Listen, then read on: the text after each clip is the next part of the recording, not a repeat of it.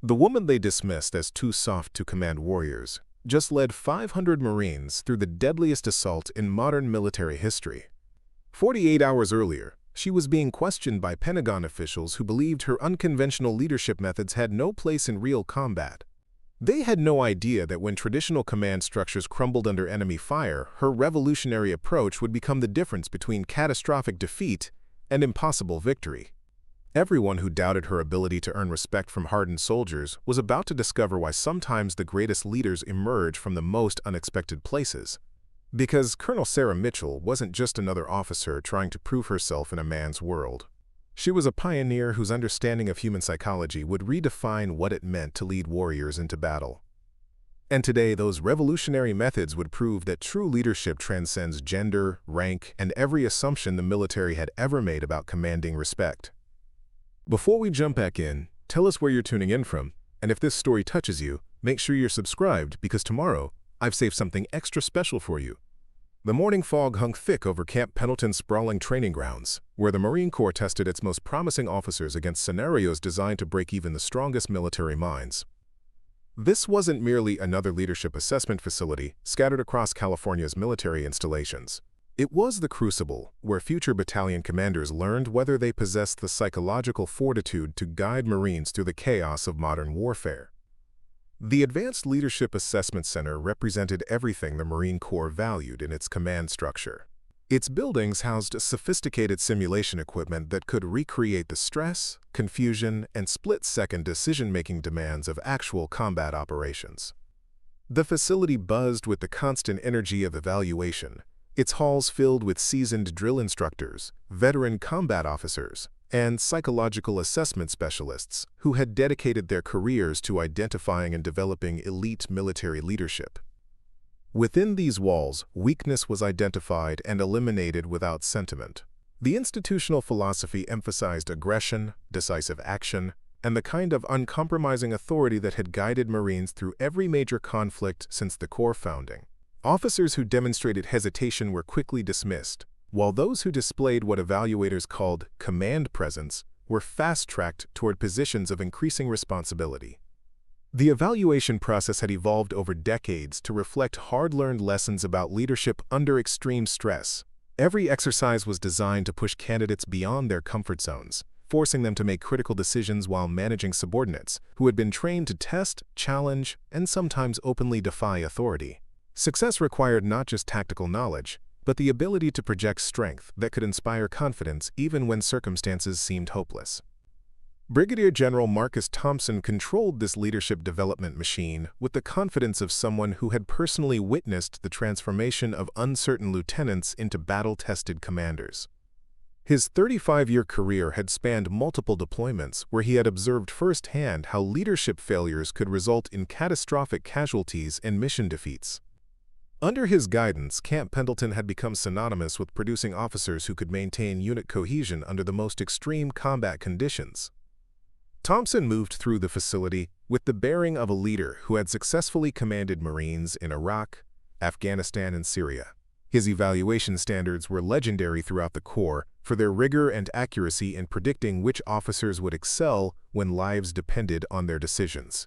The psychological pressure he applied during assessments was designed to reveal character flaws that might not surface until bullets started flying and Marines began dying. The Advanced Combat Leadership Laboratory represented the pinnacle of military assessment technology. Holographic displays created three-dimensional battle scenarios where candidates could experience the chaos of urban warfare, the isolation of mountain operations, and the confusion of amphibious assaults without risking actual personnel. The laboratory's walls were lined with monitoring equipment that tracked stress responses, decision-making patterns, and leadership effectiveness in real time. Every surface gleamed with the precision of military efficiency, and the air hummed with electronic systems that could measure physiological responses to combat stress. Into this temple of traditional military authority walked Sarah Mitchell, carrying herself with a quiet confidence that immediately marked her as different from the typical Camp Pendleton candidate. Her appearance sparked immediate skepticism among evaluators who had spent decades assessing Marine officers. Where other candidates projected the aggressive posture that military culture valued, Sarah moved with measured composure, that suggested different priorities and alternative approaches to command authority. Her personnel file indicated exceptional academic performance and innovative thinking, but these qualities had never been tested against the brutal realities of leading Marines who had been conditioned to respect only strength and unwavering determination. Sarah's background distinguished her from every other officer in the assessment program. Her doctoral dissertation in organizational psychology had explored how modern military leadership could benefit from understanding cognitive science, emotional intelligence, and group dynamics that traditional command structures often ignored. Her research had identified patterns in unit performance that suggested conventional authority models might actually inhibit effectiveness under certain combat conditions. The academic credentials that had earned respect in university settings were viewed with suspicion by Marine Corps evaluators who believed that real leadership could only be learned through experience commanding Marines in hostile environments. Sarah's emphasis on psychological principles and adaptive leadership techniques was seen as theoretical speculation that had no relevance to the practical demands of combat command. Her fellow assessment candidates embodied everything the Marine Corps traditionally valued in its leaders. Major Brad Harrison specialized in mechanized infantry operations and had commanded armored units during urban warfare campaigns where his aggressive tactics had achieved tactical objectives through overwhelming force application. Captain Jake Rodriguez had led reconnaissance teams behind enemy lines, earning decorations for missions that required the kind of individual courage that inspired Marines to follow leaders into seemingly impossible situations. Lieutenant Colonel David Kane had pioneered close air support coordination techniques that maximized firepower effectiveness while minimizing friendly fire casualties. These officers spoke fluently about tactical doctrine, weapons systems, and the kind of decisive leadership that could impose order on chaotic battlefield conditions through sheer force of personality and uncompromising authority. When Sarah quietly participated in initial assessment briefings, her emphasis on adaptive leadership and psychological factors drew polite but unmistakable skepticism from both peers and evaluators. Her suggestions that effective command might require understanding individual Marine personalities and motivational factors were met with the kind of dismissive tolerance reserved for academic theories that had no practical application to real military operations. Her fellow candidates had all earned their positions through demonstrated ability to command respect from Marines who had been trained to challenge authority and test leadership under stress. They possessed the kind of combat experience that proved their methods could keep Marines alive while accomplishing missions that required both tactical brilliance and inspirational leadership. Colonel James Morrison, the program's senior evaluator, represented everything the Corps valued in its assessment specialists. His background in combat psychology had positioned him as an expert in identifying personality traits that predicted leadership success or failure under extreme stress. His evaluations had shaped the careers of hundreds of Marine officers, and his ability to recognize authentic command potential was considered nearly infallible by Corps leadership. Morrison's initial assessment of Sarah was swift and professional, but clearly skeptical.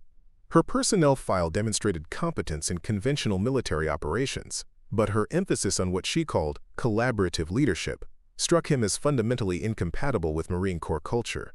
During their first evaluation session, when Sarah discussed the importance of understanding individual Marine motivations and adapting leadership approaches accordingly, Morrison's response was a lecture on how combat situations required decisive authority that couldn't be compromised by psychological considerations.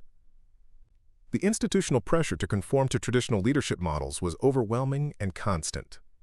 Every assessment scenario was designed to reward officers who could quickly establish authority and maintain discipline through conventional command presence. Success was measured by how rapidly candidates could impose order on simulated chaos and inspire Marines to execute dangerous missions through personal example and unwavering determination. Sarah's methodical approach to understanding unit dynamics and her preference for building consensus before making critical decisions were viewed as character flaws that needed correction rather than alternative approaches that might have value. Her quiet analysis of group psychology and individual Marine capabilities was seen as hesitation that could prove fatal when split-second decisions meant the difference between mission success and catastrophic failure. The psychological pressure was designed to break down confidence in unconventional methods and force candidates to adopt the aggressive leadership style that had proven effective in previous conflicts, Sarah found herself increasingly isolated from peers who had bonded over shared experiences and similar approaches to command authority. Their conversations centered on combat stories, tactical innovations, and leadership techniques that emphasized dominance and control. Sarah's attempts to contribute insights about psychological factors that affected unit performance were met with polite disinterest at best, open dismissal at worst. Her suggestions that effective leadership might require understanding cultural backgrounds, individual motivations, and group dynamics that influenced Marine behavior were consistently overshadowed by discussions of more conventional military topics. The assessment program's second phase introduced psychological warfare disguised as leadership evaluation, where candidates faced scenarios specifically designed to expose weaknesses that might emerge under combat stress.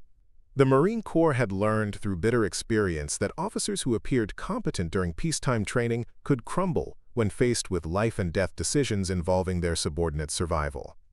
Sarah's first major evaluation took place in the Urban Combat Simulation Chamber, where holographic technology recreated the claustrophobic environment of house-to-house fighting in a hostile city. The scenario placed her in command of a Marine squad that had been cornered by enemy forces in a bombed-out apartment building, with wounded personnel requiring immediate evacuation and ammunition running critically low. While other candidates immediately began issuing rapid-fire orders and establishing defensive positions through aggressive command presence, Sarah spent the opening minutes of the exercise observing her virtual Marines.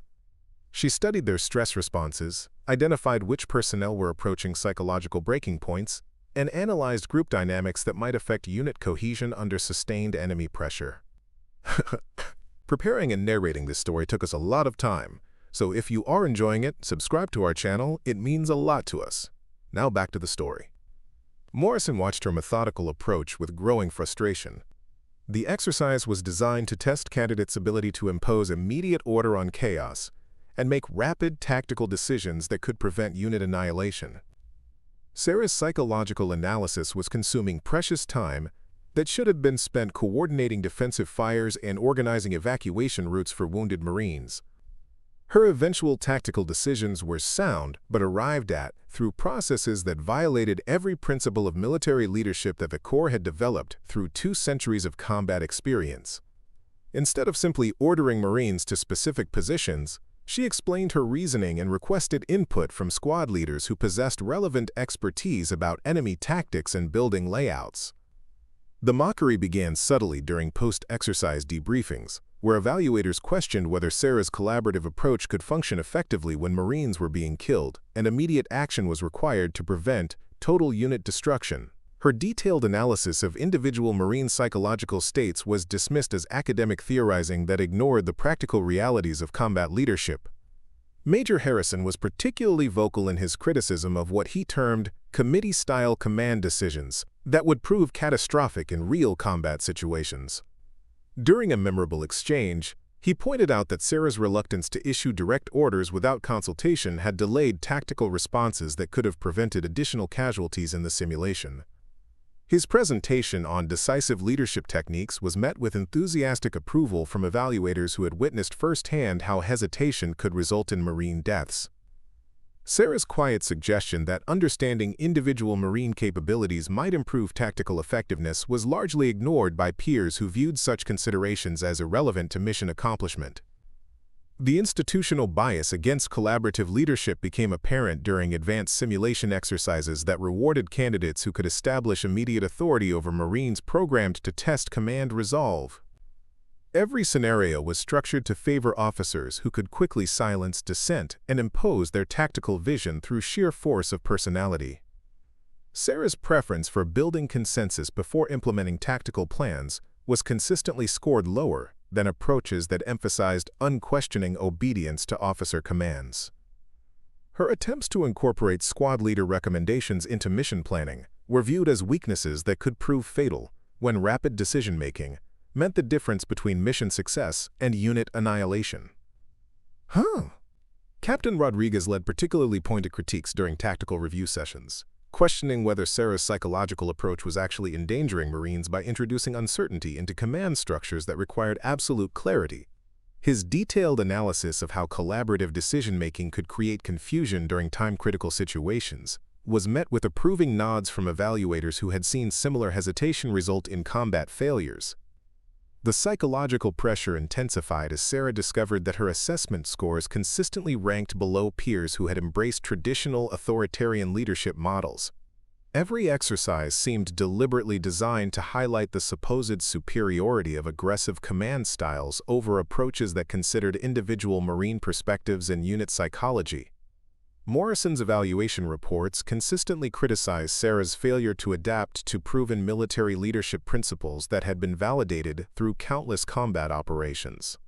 He documented her reliance on collaborative methods and questioned whether she possessed the psychological strength required for command positions where Marines' lives depended on immediate, uncompromising decision-making. His recommendations emphasized the need for Sarah to abandon her academic approaches and embrace the decisive leadership style that had proven effective in Iraq, Afghanistan, and other contemporary conflicts. The cumulative effect of this constant criticism was designed to force her to conform to traditional command models that prioritized authority over understanding. The Advanced Mountain Warfare exercise presented Sarah's most challenging evaluation yet, placing her in command of a reinforced platoon conducting operations in simulated alpine terrain where communication failures and equipment malfunctions created the kind of chaos that tested every aspect of military leadership.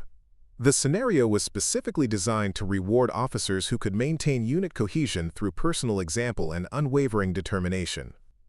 Other candidates approached the exercise with the aggressive confidence that had characterized their previous performances. Harrison immediately established strict command protocols and began issuing detailed orders that left no room for subordinate input or tactical suggestions. His Marines responded with the kind of immediate obedience that evaluators expected from well-disciplined units operating under competent leadership. Rodriguez implemented communication procedures that centralized all decision-making authority in his position, ensuring that confusion couldn't undermine tactical effectiveness even when radio systems failed and unit elements became isolated. His approach emphasized preparation for every possible contingency through detailed planning that anticipated problems before they could affect mission success. Kane coordinated his operations with the precision of a conductor leading an orchestra, timing every tactical movement to maximize effectiveness while minimizing exposure to enemy observation and fires. His Marines moved with mechanical efficiency that demonstrated the kind of discipline that could overcome environmental challenges through superior training and leadership. Sarah's approach to the mountain exercise revealed the depth of her unconventional leadership philosophy in ways that both impressed and concerned her evaluators. Instead of issuing comprehensive orders that covered every aspect of the operation, she conducted detailed briefings that explained her tactical reasoning and encouraged Marines to identify potential problems that her planning might have overlooked. Her preparation process included individual conversations with squad leaders who possessed specialized knowledge about mountain operations, cold weather survival, and high-altitude combat techniques that could affect mission success. She spent significant time understanding the personal backgrounds and combat experience of Marines under her command, identifying strengths that could be leveraged and weaknesses that required additional support. The exercise began with weather conditions that immediately tested every candidate's ability to adapt tactical plans to environmental realities that couldn't be predicted through theoretical preparation. Sudden snowstorms reduced visibility to mere yards, equipment failures eliminated primary communication systems, and altitude sickness began affecting Marine performance in ways that required immediate leadership responses. Harrison's rigid command structure began experiencing problems as his detailed orders became irrelevant in the face of rapidly changing conditions that his planning hadn't anticipated. His Marines struggled to adapt to circumstances that their training scenarios hadn't covered, and his reluctance to delegate decision-making authority to subordinates created bottlenecks that slowed tactical responses to emerging threats.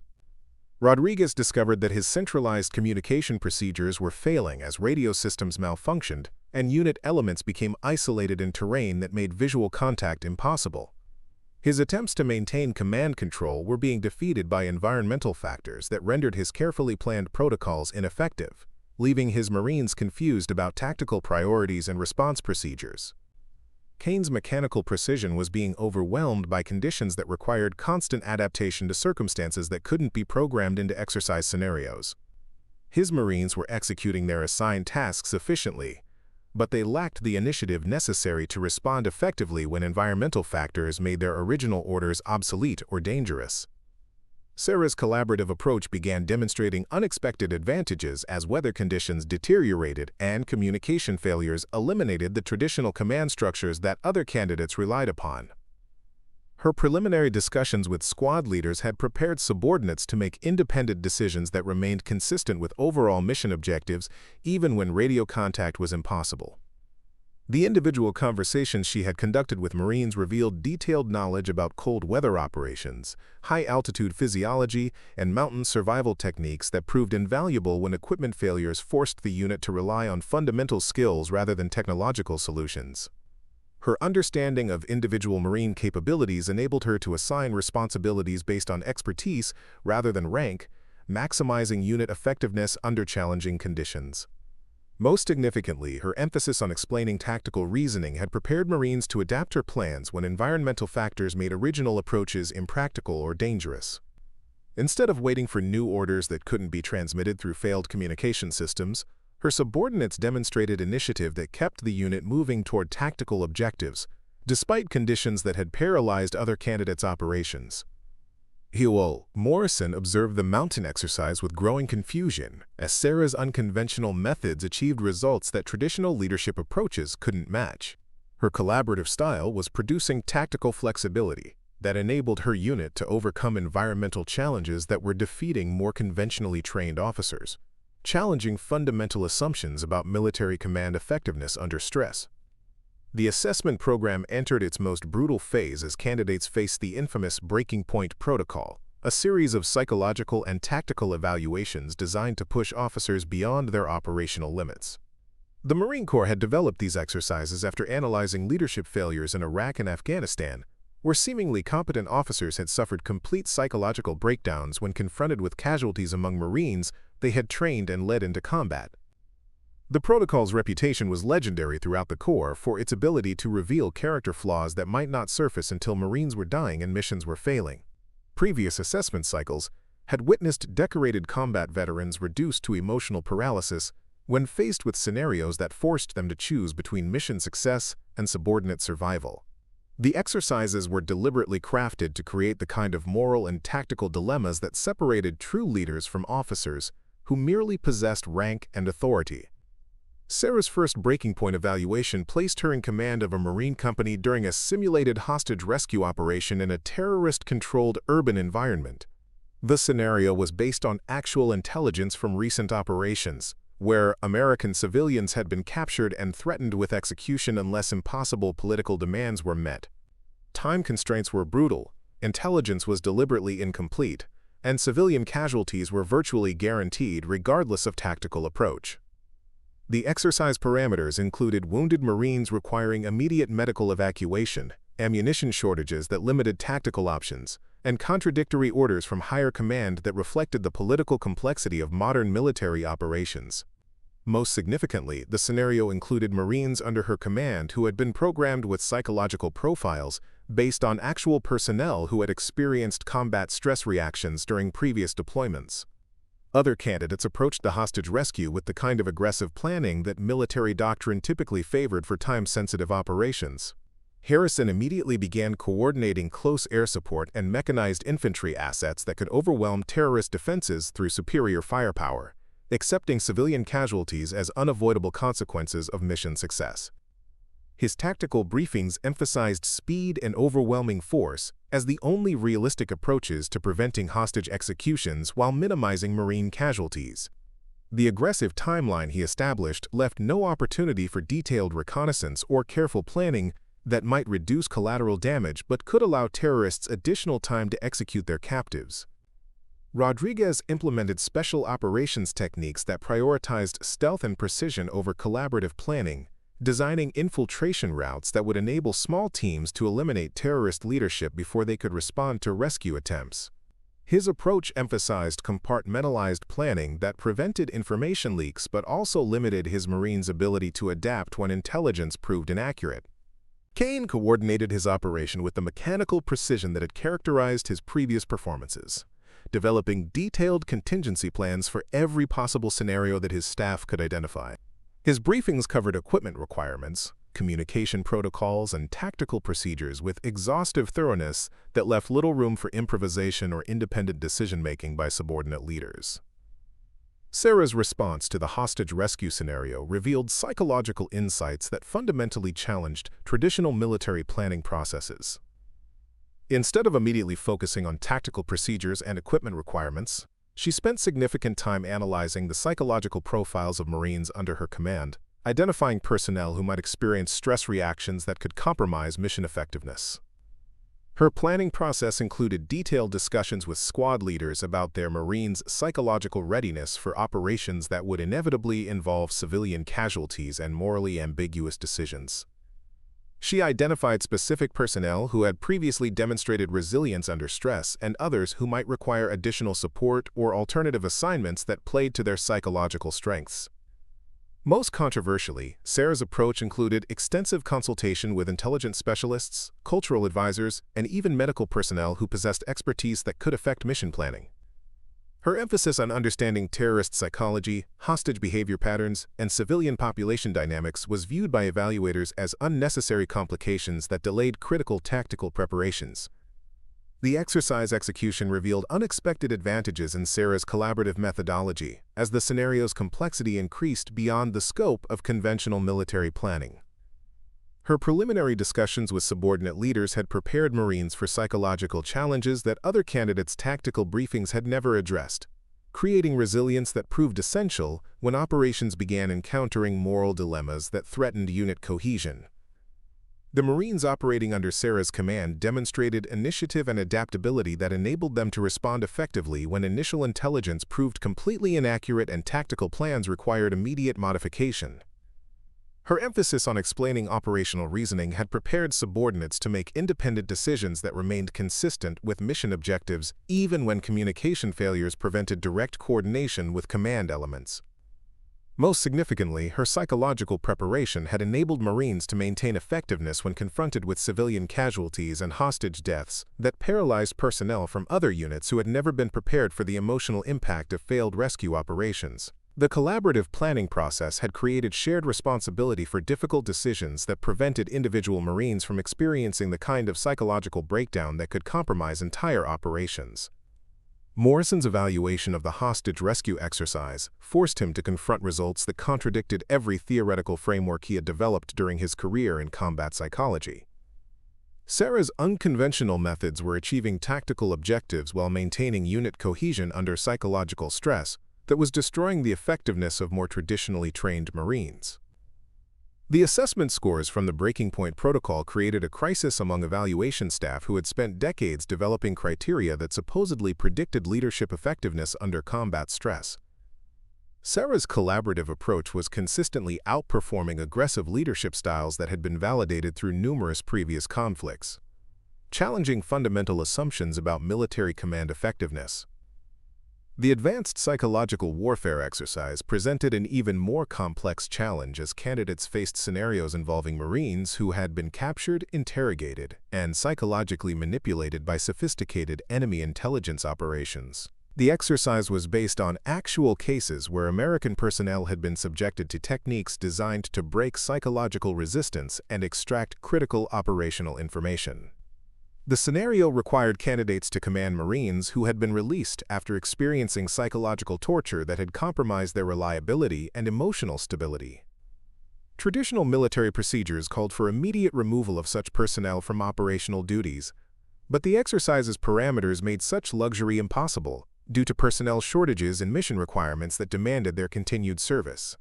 Sarah's background in organizational psychology provided insights that proved invaluable when dealing with Marines whose psychological condition had been deliberately compromised through enemy action. Her understanding of trauma responses, trust rebuilding processes, and gradual rehabilitation techniques enabled her to maintain unit effectiveness while gradually restoring the psychological health of damaged personnel. Her approach included individual counseling sessions that other candidates viewed as inappropriate use of command time, but which proved essential for identifying Marines who retained operational capability and those whose psychological condition posed risks to overall mission success. The collaborative planning process she favored created support networks among Marines that facilitated psychological recovery while maintaining tactical readiness. The exercise results demonstrated that Sarah's methods could restore unit effectiveness faster than conventional approaches that simply removed psychologically damaged Marines from operational duties. Her techniques for rebuilding trust and confidence proved more effective than the authoritarian discipline that other candidates relied upon for maintaining unit cohesion under stress. Kane's frustration with Sarah's consistent success began manifesting as open hostility during debriefing sessions, where his traditional methods were being consistently outperformed by approaches that violated every principle of military leadership he had learned through years of combat experience.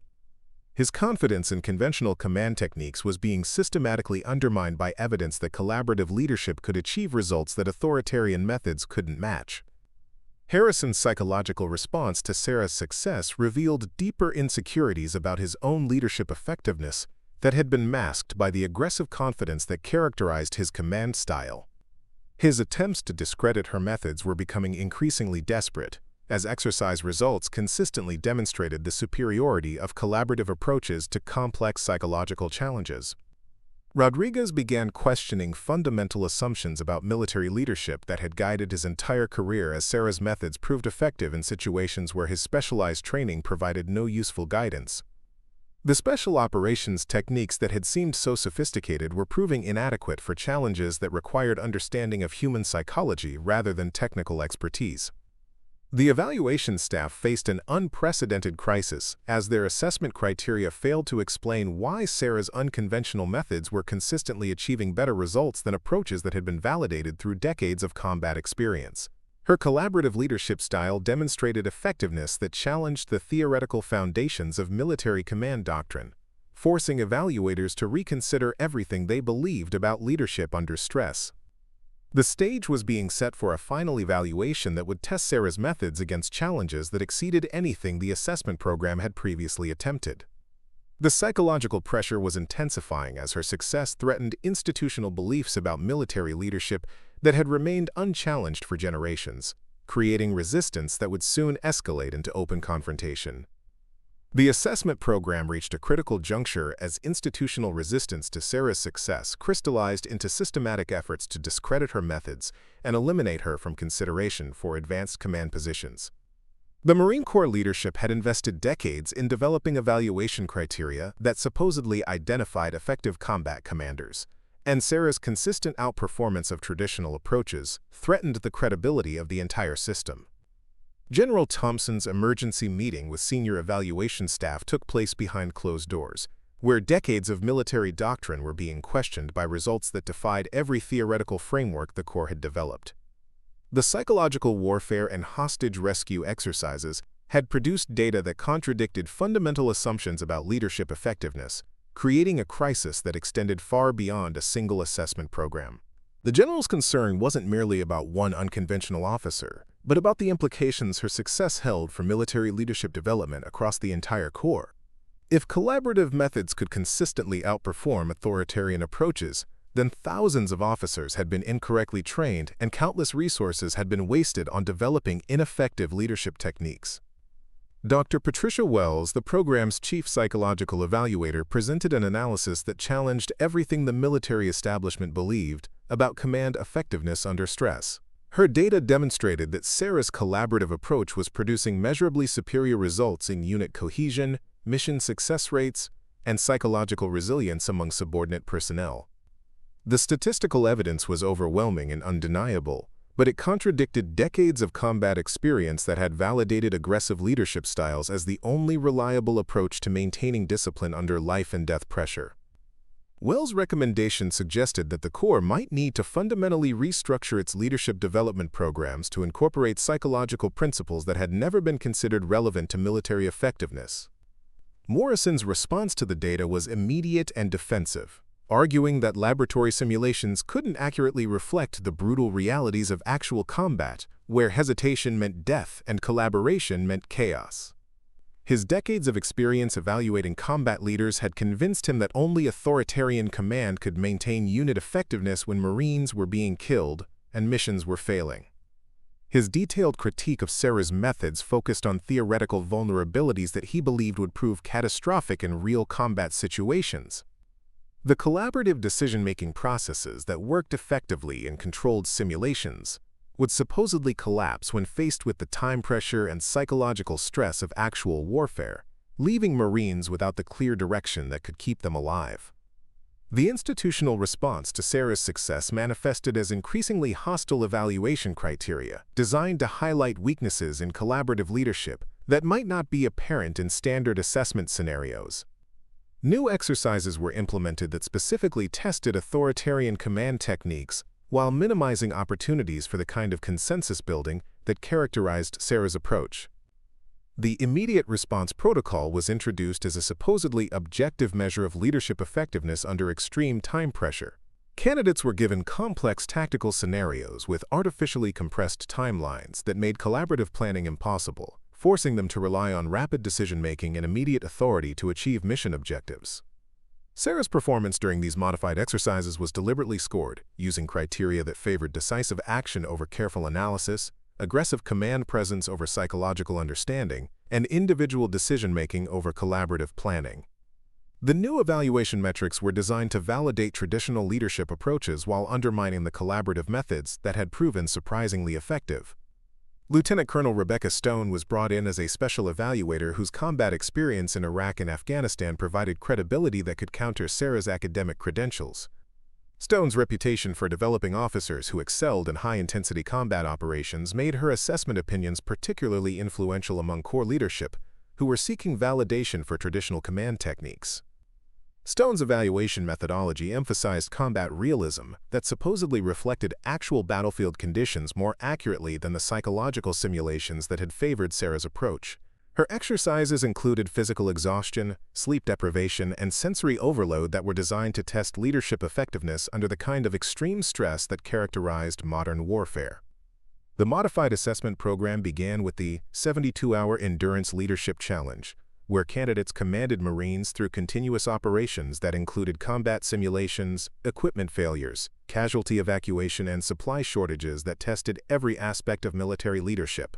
The exercise was specifically designed to favor officers who could maintain authority through physical presence and unwavering determination. Sleep deprivation affected all candidates, but Sarah's collaborative approach proved more vulnerable to the kind of cognitive impairment that extreme fatigue created. Her preference for detailed consultation and consensus building became increasingly difficult to maintain as exhaustion limited her ability to process complex information and coordinate multiple perspectives simultaneously. Harrison's aggressive leadership style proved more resilient under extreme fatigue, as his preference for rapid decision-making and direct orders required less cognitive processing than the collaborative approaches that characterized Sarah's command technique. His Marines responded to clear, simple commands, even when their own judgment was impaired by exhaustion and stress. Rodriguez's compartmentalized planning procedures enabled him to maintain operational effectiveness even when sleep deprivation compromised his ability to process complex tactical information. His special operations background had prepared him for extended operations where leadership effectiveness depended on pre-established procedures rather than adaptive decision-making. Kane's mechanical precision became even more valuable under extreme stress, as his detailed contingency planning provided clear protocols that could guide operations, even when fatigue compromised his ability to develop creative solutions to unexpected problems. His Marines followed established procedures that remained effective regardless of their commander's psychological condition. The Endurance Challenge revealed vulnerabilities in Sarah's collaborative methodology that had been hidden during shorter, less physically demanding exercises.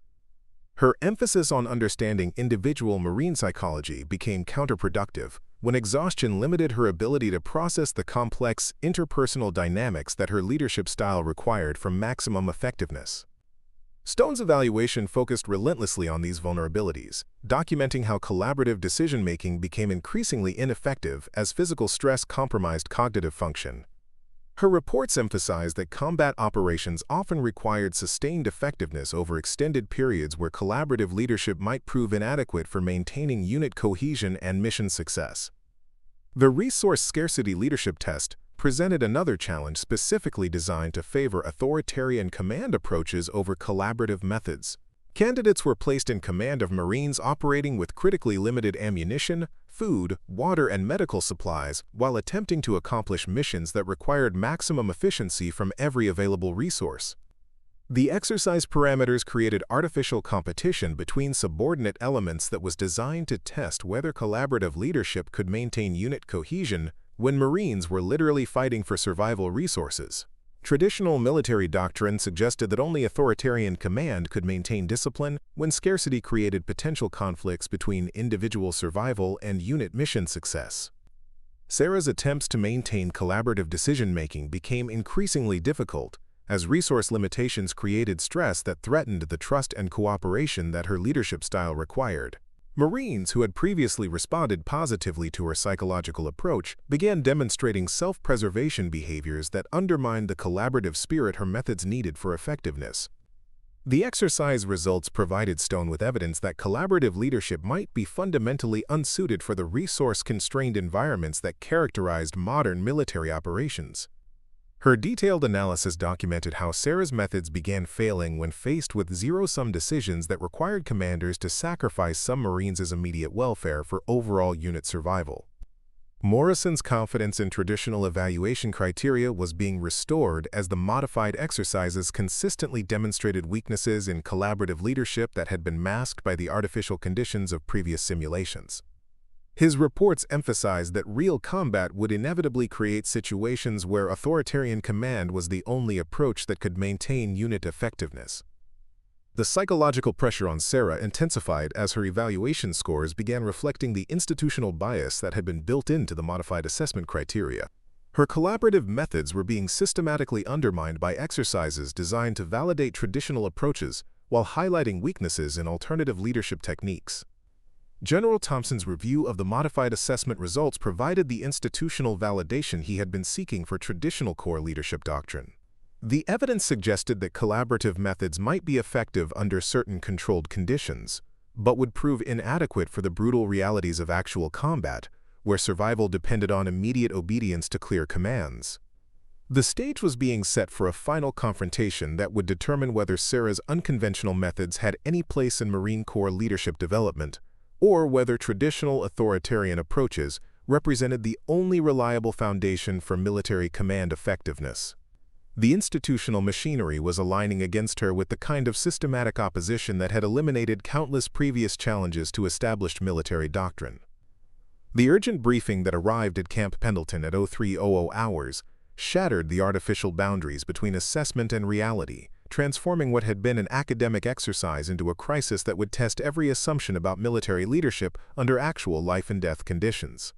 The encrypted message from Pacific Command contained intelligence about a developing situation in the South China Sea that required immediate deployment of Marine forces with specialized leadership capabilities.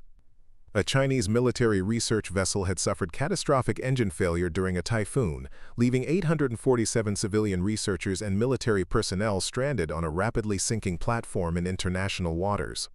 Diplomatic complications prevented direct Chinese rescue operations, while rough seas and deteriorating weather conditions had defeated 3 separate multinational rescue attempts that had resulted in additional casualties and equipment losses. The mission parameters were brutal in their complexity. The rescue operation would require coordinating multiple nations' assets while navigating treacherous political waters that could trigger international incidents if handled incorrectly. Weather conditions were deteriorating rapidly, with typhoon-force winds and 30-foot seas that made conventional rescue operations impossible using standard military protocols. Most critically, the operation would require managing Marines who had never worked together, drawn from different units with varying levels of experience and conflicting tactical doctrines.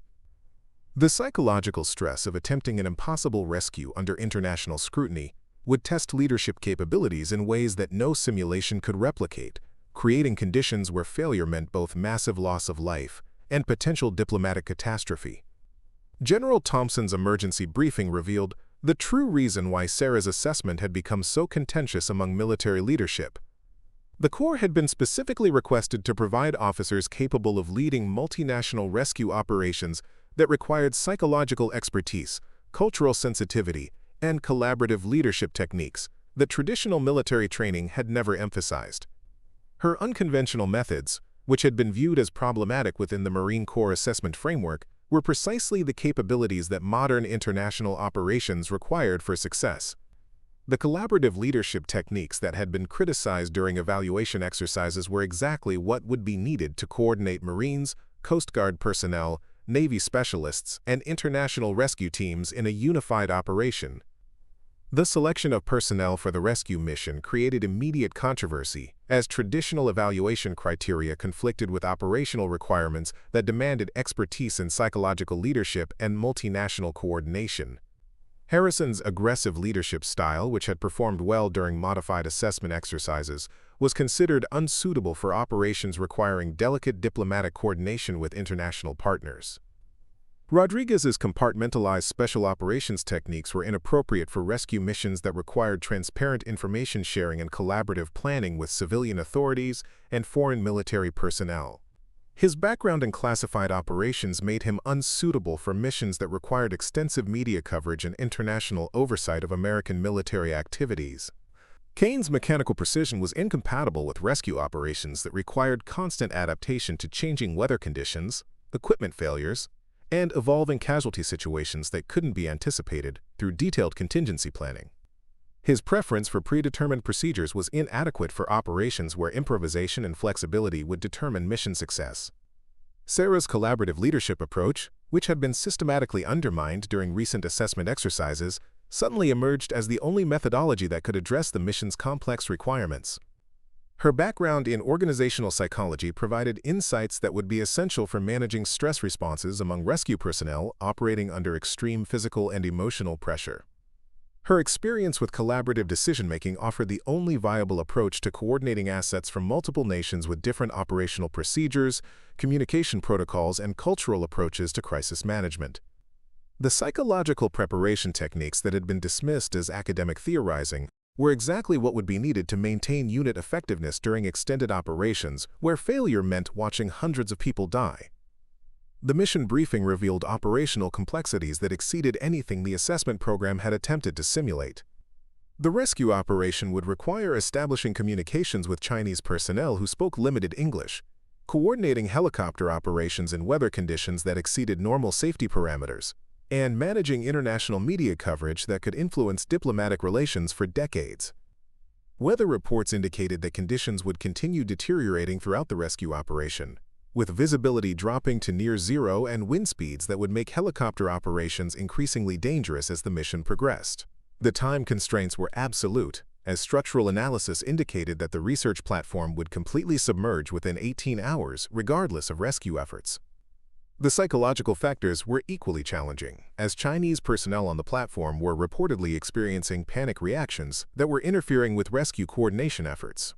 Previous rescue attempts had failed partly because frightened civilians were making decisions that endangered both themselves and rescue personnel, creating chaos that overwhelmed conventional military command structures. Sarah's assignment to lead the rescue operation created immediate protests from evaluation staff who argued that her modified assessment scores disqualified her from command positions requiring proven leadership under extreme stress. Morrison's objections were particularly vehement, as he insisted that collaborative leadership would prove catastrophic when rapid decisions meant the difference between life and death. Stone's analysis of the mission requirements reluctantly acknowledged that traditional authoritarian command techniques might be inadequate for operations requiring extensive international coordination and civilian interaction. Her combat experience had involved commanding Marines in environments where aggressive leadership was appropriate, but the rescue mission demanded psychological skills that her background had never developed. General Thompson's decision to override the assessment results and assign Sarah to command the rescue operation reflected recognition that modern military operations required capabilities that traditional training had never addressed. The collaborative leadership techniques that had been criticized during evaluation exercises were precisely what international rescue operations demanded for success. The pre-deployment briefing revealed the full scope of challenges that would test every aspect of Sarah's unconventional leadership methodology. The rescue teams would include Marine helicopter pilots who had never operated in typhoon conditions, Navy medical personnel unfamiliar with international rescue protocols, and Coast Guard specialists whose equipment wasn't designed for the extreme weather conditions they would encounter. International coordination requirements meant working with Chinese liaison officers whose cultural background created communication challenges that technical expertise couldn't overcome. Japanese maritime self-defense force vessels would provide support using equipment and procedures that differed significantly from American military standards, requiring collaborative planning that could accommodate multiple operational doctrines simultaneously. The media presence would be extensive, with international journalists monitoring every aspect of the rescue operation through satellite feeds and social media coverage that could influence public opinion and diplomatic relations in real time. The psychological pressure of operating under such scrutiny would test leadership capabilities in ways that no training exercise could replicate. Sarah's preparation for the mission drew extensively on psychological principles that had been dismissed during her assessment, but were proving essential for managing the complex human factors that would determine operational success. Her analysis of stress responses helped identify personnel assignments that maximized psychological resilience while minimizing the risk of panic reactions that could compromise mission effectiveness. Her collaborative planning approach enabled rapid integration of international assets and civilian expertise that traditional command structures couldn't accommodate effectively. The consensus-building techniques that had been criticized as time-consuming were proving essential for establishing the trust and cooperation that multinational rescue operations required for coordination under extreme stress. The departure briefing included weather updates that confirmed deteriorating conditions would make the rescue operation increasingly dangerous as it progressed. Structural engineers reported that the research platform was taking on water faster than preliminary assessments had predicted, reducing the available time for rescue operations to less than 15 hours. Chinese authorities provided updated personnel lists that included elderly researchers, pregnant women and children, whose presence would complicate evacuation procedures and require specialized medical support that standard military protocols hadn't anticipated. The psychological impact of potentially watching civilians die would test rescue personnel in ways that no training could prepare them for. The stage was set for a rescue operation that would test Sarah's collaborative leadership methods under conditions that exceeded anything the assessment program had attempted to simulate.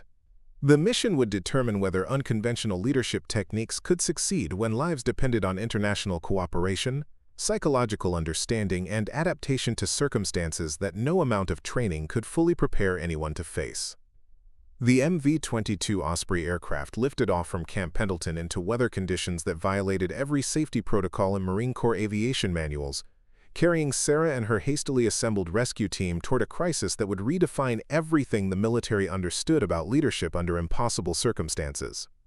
The aircraft systems struggled against hurricane-force winds that buffeted the fuselage with violent turbulence, while satellite imagery showed the Chinese research platform listing dangerously as massive waves crashed over its deteriorating structure. Yachaks.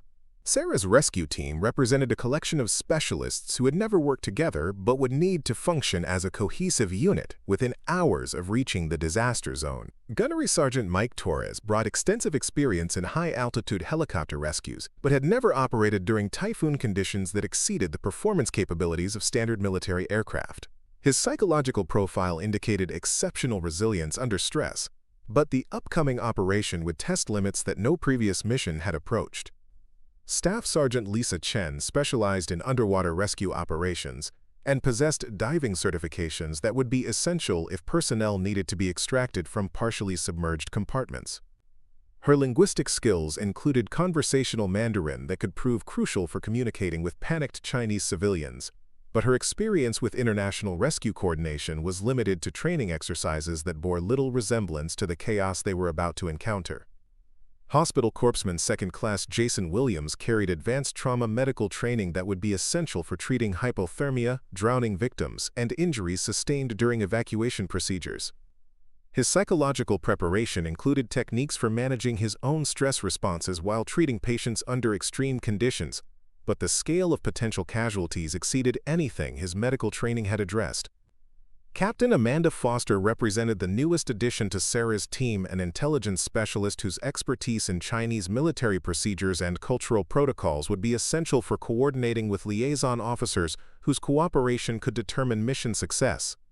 Her background included diplomatic training that emphasized relationship building and cultural sensitivity, skills that traditional military operations rarely required, but international rescue missions demanded. The flight toward the disaster zone provided Sarah's only opportunity to implement the collaborative planning processes that had characterized her assessment performance, but would now be tested under conditions where failure meant watching hundreds of people die. Her briefing methodology focused on ensuring that every team member understood not just their individual responsibilities, but how their actions would affect overall mission success and the psychological well-being of other team members. Her analysis of the upcoming operation included detailed discussions about stress management techniques that would help personnel maintain effectiveness when confronted with casualties they couldn't prevent, and decisions that would haunt them regardless of their choices. The psychological preparation that had been dismissed as academic theorizing during assessment exercises was proving essential for preparing Marines to function effectively when operating at the absolute limits of human endurance. The international coordination challenges became apparent as soon as the rescue team established communications with the multinational task force that was already operating in the disaster zone. Japanese maritime self-defense force vessels had positioned themselves to provide support platforms for helicopter operations, but their communication protocols and operational procedures differed significantly from American military standards. Chinese Navy liaison officers were providing real-time updates about conditions aboard the research platform, but cultural differences in crisis communication were creating misunderstandings that threatened to compromise coordination efforts. The collaborative leadership techniques that Sarah had developed during assessment exercises were proving essential for establishing the trust and clear communication that effective rescue operations required. The initial approach to the research platform revealed conditions that exceeded every worst-case scenario that pre-mission planning had considered. The structure was listing at 30 degrees and taking on water through hull breaches that were expanding as wave action stressed the damaged framework. Deck areas that should have provided helicopter landing zones were awash with seawater, while high winds created turbulence that made aircraft approach procedures extremely dangerous. Chinese personnel visible on the platform's upper levels were displaying obvious signs of panic that were interfering with evacuation coordination efforts. Previous rescue attempts had failed partly because frightened civilians were making decisions based on immediate terror rather than coordinated planning, creating chaos that overwhelmed the capacity of rescue helicopters to operate safely in the deteriorating weather conditions. Sarah's first critical decision involved establishing communication protocols that could function effectively despite language barriers, equipment limitations, and the psychological stress that was affecting both rescue personnel and platform survivors. Her collaborative approach proved essential for integrating translation capabilities, technical expertise, and cultural understanding that no individual team member possessed comprehensively. The rescue operations complexity increased dramatically as initial helicopter approaches revealed that standard evacuation procedures were impossible under the existing conditions. Wind speeds exceeded the operational limits of rescue aircraft, while the platform's unstable condition made it impossible to establish secure landing zones that could support the weight of loaded helicopters. Torres's helicopter expertise proved invaluable for developing alternative extraction procedures that could function despite environmental conditions that exceeded normal safety parameters. His suggestions for using winch operations and water extraction techniques required modifications to standard protocols that demanded collaborative planning between aircrew, medical personnel, and surface support teams. Chen's diving capabilities became essential when initial rescue attempts revealed that some Chinese personnel were trapped in lower compartments that were partially flooded but not completely submerged. Her underwater rescue techniques required coordination with helicopter operations and medical support that pushed the limits of what improvised planning could accomplish under extreme time pressure. Williams' medical expertise was immediately tested as the first evacuated Chinese personnel displayed symptoms of severe hypothermia, panic-induced injuries, and medical conditions that required treatment techniques he had never practiced under such chaotic circumstances. His ability to maintain effectiveness while treating patients under conditions that would overwhelm most medical professionals demonstrated the psychological resilience that Sarah's collaborative leadership had helped to develop. Foster's cultural and linguistic skills proved crucial for establishing communication with Chinese personnel, whose panic was being amplified by misunderstandings about American rescue intentions and procedures.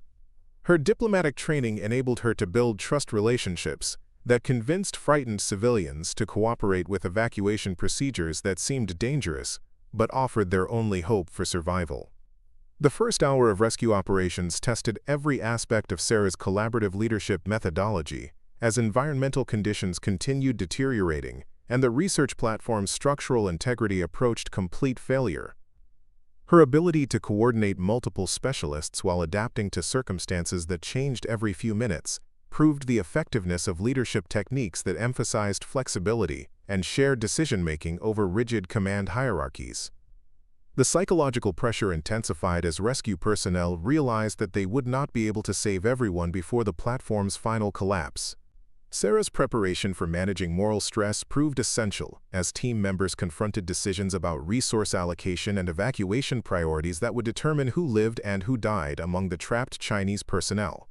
Her collaborative approach to these impossible decisions helped distribute psychological responsibility among team members rather than concentrating the burden on a single commander, creating resilience that enabled continued effectiveness even when faced with casualties that couldn't be prevented through any amount of skill or determination. The rescue operation entered its most critical phase as structural engineers reported that the platform's collapse was imminent, with remaining evacuation time measured in minutes rather than hours.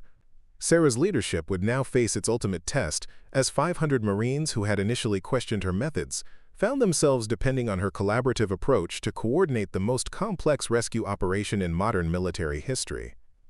The stage was set for a climactic demonstration that would prove whether unconventional leadership techniques could succeed when conventional military doctrine offered no solutions to problems that exceeded the limits of traditional command structures. The woman they had doubted was about to lead them into hell, and their survival would depend on trusting methods that challenged everything they had believed about military leadership.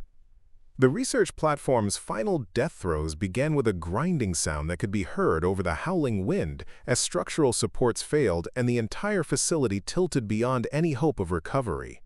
Sarah had less than 8 minutes to evacuate 312 remaining Chinese personnel before complete submersion. With rescue assets that were already operating beyond their design limitations and weather conditions that were deteriorating by the minute. The moment that would define her legacy arrived when the primary helicopter developed mechanical problems that grounded it permanently, eliminating half of her evacuation capacity just as the platform entered its final collapse sequence. Traditional military doctrine would have called for immediate withdrawal to prevent additional casualties among rescue personnel. But Sarah made a decision that violated every safety protocol in existence. She ordered her Marines to abandon their planned extraction zones and move directly onto the failing platform, using their own bodies as human bridges and safety lines to guide panicked civilians toward the single remaining helicopter that could barely maintain position in the hurricane-force winds. The decision meant that her rescue team would be trapped on the platform when it sank, with their only escape route depending on coordination that had never been attempted under such extreme conditions. Torres responded to Sarah's impossible order without hesitation, maneuvering his helicopter into a hover pattern that defied every safety regulation, while Chinese civilians were literally carried to evacuation points by Marines who were risking their own lives to save people they had never met. His flying skills were pushed beyond human limits as he maintained aircraft control in wind conditions that should have been impossible to survive. Chen led a diving team into the platform's partially flooded compartments, where 17 Chinese researchers were trapped in air pockets that were shrinking as seawater continued rising. Her underwater rescue techniques were adapted in real time to function in conditions where conventional diving safety protocols were meaningless, using breathing apparatus and flotation devices to extract personnel who would have drowned within minutes. Williams established a triage station on the tilting platform's highest point, treating hypothermia and panic disorders while the structure swayed violently beneath his feet. His medical expertise was pushed to its absolute limits as he performed life-saving procedures under conditions where standard medical protocols were impossible to implement, making decisions about resource allocation that would determine who survived the evacuation process. Foster coordinated with Chinese liaison officers to identify personnel with critical medical conditions who required immediate evacuation, using her cultural knowledge to maintain communication with civilians whose terror was making them resistant to rescue efforts. Her diplomatic skills proved essential for convincing panicked researchers to trust American Marines with their lives when everything around them was collapsing into chaos. The collaborative leadership that had been criticized during Sarah's assessment proved its value as her team functioned with coordination that seemed supernatural to observers who had never witnessed such seamless integration of specialized capabilities. Every Marine understood not just their individual responsibilities, but how their actions supported the overall mission and the psychological well-being of their teammates under stress that exceeded human endurance limits. The psychological preparation that Sarah had implemented during the flight to the disaster zone enabled her Marines to maintain effectiveness when confronted with moral decisions that would have paralyzed conventionally trained personnel. Her techniques for managing stress responses and distributing psychological responsibility prevented individual breakdown that could have compromised the entire rescue operation. The platform's final moments created conditions that tested the absolute limits of human coordination and courage as Marines formed human chains across flooding compartments while guiding civilians toward evacuation points that were disappearing beneath rising water. The collaborative planning that Sarah had emphasized throughout her career enabled split-second adaptation to circumstances that changed faster than any individual commander could analyze and respond to. Her decision to remain on the platform until every Chinese civilian had been evacuated demonstrated the kind of leadership that inspired absolute loyalty among Marines who had initially questioned her methods. Her refusal to leave personnel behind, regardless of the personal cost, proved that collaborative leadership could achieve levels of unit cohesion that authoritarian command could never match. The final evacuation sequence required Torres to perform helicopter maneuvers that violated every safety protocol while extracting Sarah and the last 6 Chinese civilians from a platform that was literally sinking beneath them.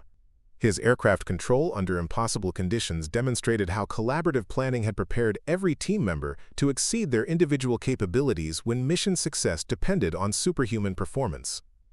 The successful extraction of all 847 Chinese personnel without a single fatality represented an achievement that redefined what modern military operations could accomplish through leadership that emphasized psychological understanding, cultural sensitivity, and collaborative decision-making over traditional authoritarian command structures.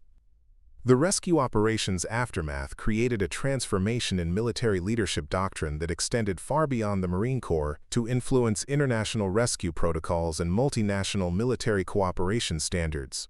Sarah's methods were studied and implemented across multiple services as evidence mounted that collaborative leadership could achieve results that conventional approaches couldn't match. General Thompson's formal report to Pentagon leadership acknowledged that the assessment program's traditional criteria had failed to identify the most effective leadership capabilities for modern military operations. His recommendations included fundamental restructuring of officer development programs to incorporate psychological training, cultural education, and collaborative planning techniques that Sarah's success had proven essential for contemporary military effectiveness. Culturally, Morrison's professional transformation began with his detailed analysis of why Sarah's collaborative methods had succeeded when traditional approaches would have failed catastrophically. His research contributed to understanding how psychological preparation and cultural sensitivity could enhance rather than compromise military effectiveness, leading to his appointment as director of the new Integrated Leadership Development Program. Stone's combat experience provided unique insights into how collaborative leadership techniques could be adapted for high-intensity operations without compromising the decisive action that combat situations required.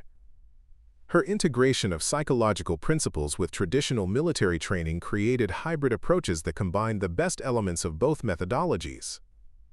The international recognition of Sarah's achievement culminated in her assignment to the newly created Joint International Rescue Command, where her collaborative leadership techniques became the standard for multinational operations involving civilian populations and complex cultural dynamics that traditional military doctrine had never addressed effectively. The 500 Marines who had participated in the rescue operation became advocates for collaborative leadership throughout the Corps, sharing their experiences and training other personnel in the psychological techniques that had enabled their unprecedented success. Their testimonials provided compelling evidence that unconventional leadership methods could inspire levels of performance that exceeded anything traditional training had achieved. Years later, military historians identified the South China Sea rescue operation as the pivotal moment when military leadership doctrine evolved from authoritarian command structures toward collaborative approaches that recognized the psychological complexity of modern warfare and international operations. Sarah's quiet revolution had proven that the greatest military achievements often required leadership techniques that prioritized understanding over authority. The woman who had been dismissed as too soft to command warriors had led 500 Marines into the most dangerous rescue operation in military history and brought everyone home alive. Her collaborative leadership had achieved what traditional military doctrine considered impossible, proving that true strength often comes from those who understand that leading others means serving them rather than commanding them. The immediate aftermath of the rescue operation revealed the true scope of what had been accomplished as international media coverage captured footage of Marines carrying unconscious Chinese researchers to safety while the platform exploded in a fireball behind them. The images of American military personnel risking their lives for foreign civilians created a diplomatic breakthrough that transformed relationships between nations that had been moving toward potential conflict. Sarah's post-mission debriefing with Pentagon officials took place in an atmosphere of stunned recognition that traditional military assumptions about leadership effectiveness had been fundamentally wrong. The statistical analysis was overwhelming. 0 casualties among rescue personnel, 100% mission success rate, and psychological resilience among team members that exceeded every previous measurement of unit performance under extreme stress. Dr. Patricia Wells conducted extensive interviews with every Marine who had participated in the rescue operation, documenting psychological responses that challenged decades of research about combat stress and leadership effectiveness.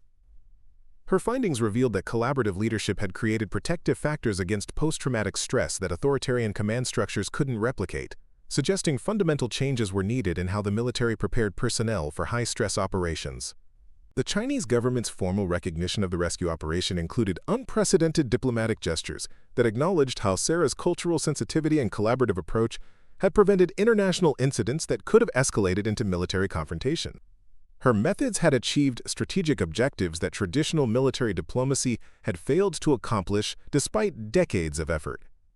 Captain Torres received the Navy Cross for his flying performance during the rescue operation, but his acceptance speech focused entirely on how Sarah's collaborative leadership had enabled him to exceed his individual capabilities.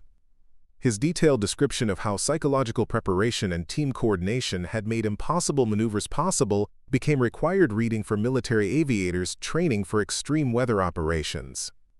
Staff Sergeant Chen's underwater rescue techniques were adopted as standard protocols for international maritime rescue operations.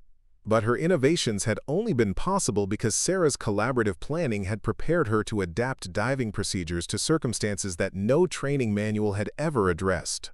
Her success demonstrated how collaborative leadership could enable individual excellence that authoritarian command could never achieve.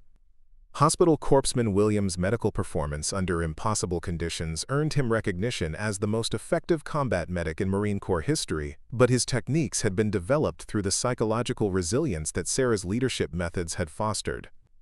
His ability to maintain effectiveness while treating patients under chaotic conditions proved that collaborative leadership could enhance rather than compromise individual performance under stress. Captain Foster's diplomatic achievements during the rescue operation led to her assignment as the military's first cultural liaison specialist, a position created specifically to integrate her expertise in international coordination with combat operations. Her success had proven that military effectiveness in modern operations required skills that traditional training had never developed. The transformation of military education began with the establishment of the Mitchell Institute for Collaborative Leadership, where Sarah's methods were studied and refined for application across all branches of service. Her curriculum emphasized psychological preparation, cultural understanding, and team coordination that prepared officers for the complex challenges of modern international operations. The Institute's research programs attracted scholars from around the world who recognized that Sarah's breakthrough represented more than just military innovation. Her collaborative leadership techniques were being adapted for corporate management, disaster response, and international diplomacy, proving that her insights had applications far beyond military operations. Lieutenant Colonel Harrison's personal transformation began when he enrolled in Sarah's first collaborative leadership course, acknowledging that his aggressive command style had been inadequate for the complex challenges of modern military operations. His integration of psychological principles with traditional tactical training created new methodologies that combined decisive action with emotional intelligence. Major Rodriguez redirected his special operations expertise toward developing training programs that prepared military personnel for operations requiring cultural sensitivity and international coordination. His experience had taught him that technical skills were meaningless without the collaborative leadership that could integrate diverse capabilities into effective teams. Colonel Kane's mechanical precision found new applications in developing systematic approaches to collaborative planning that could function effectively under extreme stress. His detailed contingency planning was enhanced by psychological principles that prepared teams to adapt when predetermined procedures proved inadequate for unprecedented challenges. The ripple effects of Sarah's demonstration extended throughout international military communities as foreign defense establishments recognized that her collaborative methods could provide decisive advantages in operations requiring multinational coordination. NATO began implementing her training techniques across member nations, creating standardized approaches to international military cooperation.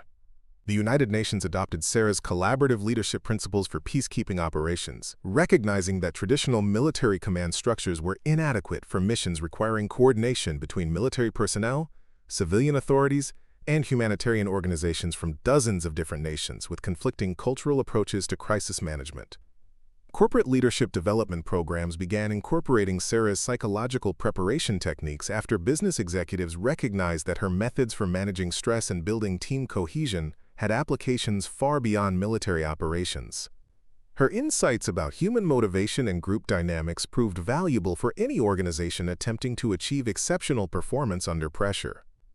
Disaster response agencies around the world studied the South China Sea rescue operation as a model for coordinating multiple organizations during complex emergencies, where traditional command hierarchies proved inadequate for managing the psychological and logistical challenges of large-scale humanitarian crises. The long-term psychological studies of Marines who had participated in the rescue operation revealed that collaborative leadership had created resilience factors that protected against stress-related disorders while enhancing job satisfaction and career longevity. Sarah's methods had proven that effective leadership could improve both mission success and personnel well-being simultaneously. International rescue protocols were rewritten to incorporate the collaborative planning techniques that had made the South China Sea operations successful, creating standardized procedures for multinational rescue efforts that emphasized cultural sensitivity, psychological preparation, and adaptive leadership over rigid command hierarchies. The global recognition of Sarah's contributions to leadership science culminated in her appointment to the International Crisis Management Council, where her collaborative methods became the foundation for coordinating responses to natural disasters, humanitarian crises, and international conflicts that required unprecedented levels of cooperation between nations with different political systems and cultural values. Sarah's personal journey from mockery to international recognition demonstrated that revolutionary leadership often emerges from those who refuse to abandon their principles despite institutional pressure to conform.